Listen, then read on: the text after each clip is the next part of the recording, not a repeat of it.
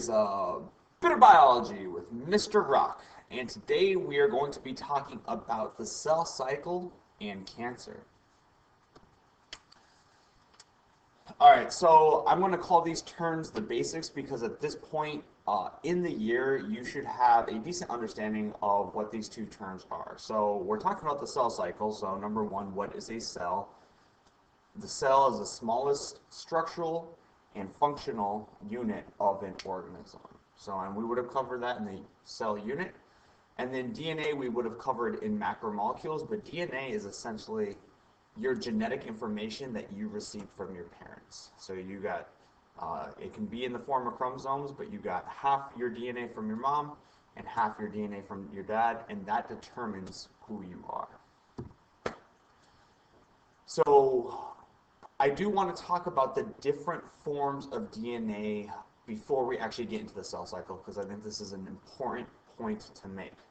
So number one, if I ask you what does DNA look like, a lot of people might draw me a double helix, and that's that first term right here, the double helix.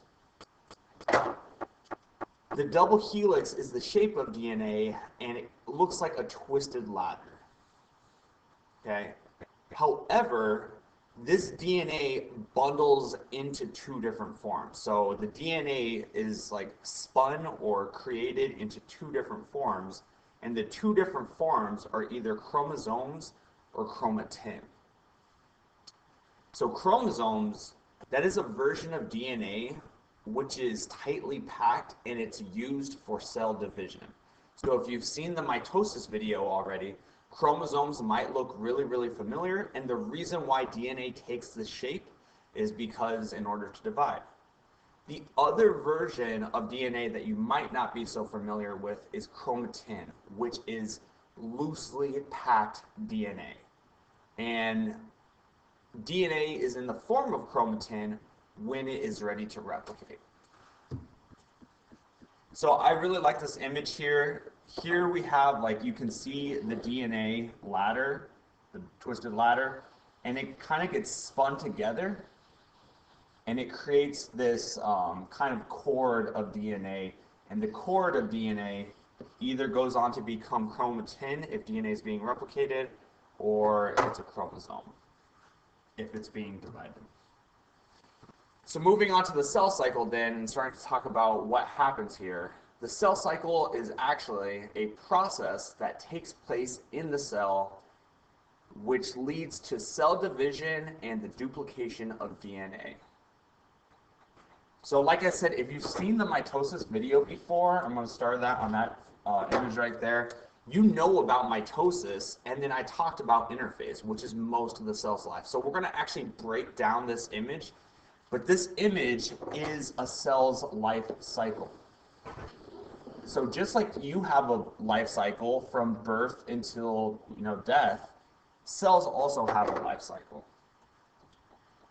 And this is the actual breakdown of the cell cycle into 5 parts. So I would like to point out that the blue is interphase, and you know what interphase is if you've seen the mitosis video. Interphase is 3 parts, 2 growth phases and 1 DNA replication phase. So G1 is the term of the first phase, and that's primary growth, and it's a major portion of the cell's lifespan. S phase is when DNA is replicated, and then G2 is additional growth and as well as preparing for mitosis, so that means like chromatin turning into chromosomes. So that's all interphase, that's most of the cell's life. Next, we have M phase, which is short for mitosis, and that is just cell division, one parent cell turning into 2 genetically identical daughter cells. And then finally, prophase, metaphase, anaphase, telophase, and then at the end comes cytokinesis with the division of the cytoplasm. So just bringing this image up again, this is the start of the cell's life, G1.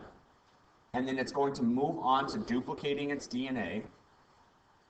And then it's going to continue to grow because cells also do their own thing. They make digestive enzymes, they do cellular work, they make ATP.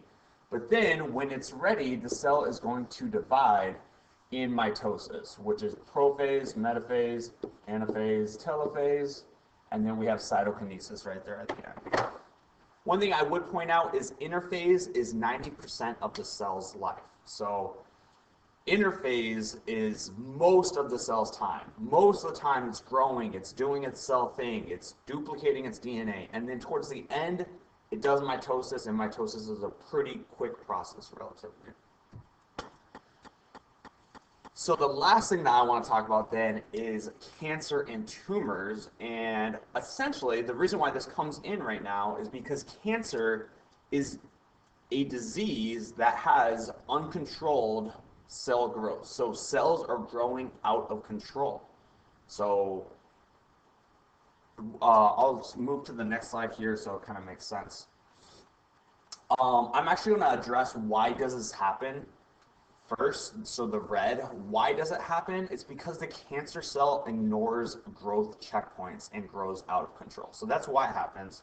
Bouncing back here, at each growth phase, there is a checkpoint. So the cell talks to the proteins and says, can we start growing? Can we start getting ready for division? So there's a checkpoint here, there's a checkpoint here, and if a cell's not ready to divide, then the cell tells itself, like, don't divide right now. So your cells are not constantly dividing. There is times where they're not dividing. However, cancer cells grow out of control. So it's uncontrolled cell growth, and what happens as a result of this is cancer cells form these massive cells called tumors. So if you're checking for cancer like on yourself, you check for like lumps, and that is because that lump is a mass of cells, and that mass of cells is called a tumor. The reason why this is bad is because the tumors can result in death, and these cancer cells can result in death because they attack and starve out other normal cells. So that's why it's bad, is because these cancer cells, they are kind of vicious, and they will attack and starve other cells from being successful. So that's how you end up dying from the disease. Finally, going up to the top with the green, how does this happen? This can either happen through genetic, which is your DNA, or environmental factors. So there are genes that promote cancer. There's the BRCA1 gene for breast cancer that like people get checked to see if they have that gene. So there are genes that determine if you have a higher chance of getting cancer. And then environmental factors, that's not strictly the environment, that is things that you do outside of your body. So like eating food, certain types of food can lead to cancer, sunburn, smoking, different things like that can also lead to an increased risk of cancer.